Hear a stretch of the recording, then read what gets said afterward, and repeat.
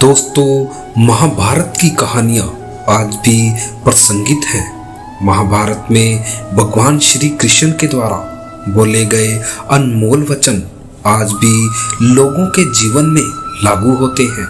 महाभारत को पंचम वेद कहा जाता है। अगर महाभारत में भगवान श्री कृष्ण के द्वारा बोले गए अनमोल वचनों को अपने जीवन में अपना लेते हैं तो जीवन सार्थक हो जाता है। आज यहाँ हम जानेंगे भगवान श्री कृष्ण के ऐसे ही 15 अनमोल वचनों को।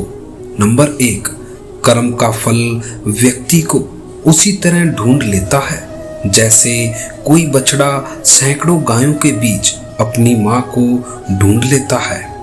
नंबर 2, आत्मा ना जन्म लेती है ना मरती है, न उसे जलाया जा सकता है और न ही उसे भिगोया जा सकता है। आत्मा अमर व अविनाशी है। नंबर 3, इस संसार में कुछ भी स्थायी नहीं है।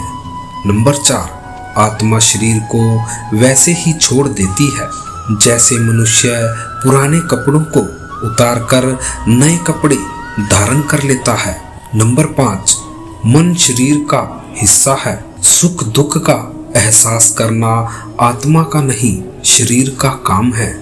मान अपमान, लाभ हानि, खुश होना, दुखी होना सब मन की शरारत है। नंबर 6, जब यह संसार ही स्थायी नहीं है तो इस संसार की कोई वस्तु कैसे स्थायी हो सकती है। नंबर 7, मैं सभी जीवों में विद्यमान हूँ। मैं चींटी में भी विद्यमान हूँ और हाथी में भी विद्यमान हूँ। नंबर 8, सारे रिश्ते नश्वर हैं और केवल शरीर से जुड़े हुए हैं। जैसे ही व्यक्ति की मृत्यु हो जाती है आत्मा शरीर को छोड़ देती है। आत्मा का शरीर से जुड़े रिश्तों से कोई नाता नहीं रह जाता है। नंबर 9, मेरे भी कई जन्म हो चुके हैं, तुम्हारे भी कई जन्म हो चुके हैं। न तो मेरा आखिरी जन्म है और ना ही यह तुम्हारा आखिरी जन्म है।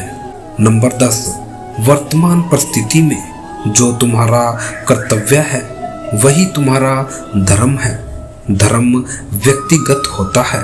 नंबर 11, मैं किसी के भाग्य का निर्माण नहीं करता, न ही किसी के कर्म फल में दखल देता हूँ। व्यक्ति या जीवों का कर्म ही उसके भाग्य का निर्माता होता है। नंबर 12, क्रोध इंसान का सबसे बड़ा शत्रु होता है। क्रोध आने पर इंसान की सोचने समझने की शक्ति खत्म हो जाती है और उस व्यक्ति के पतन में ज्यादा समय नहीं लगता।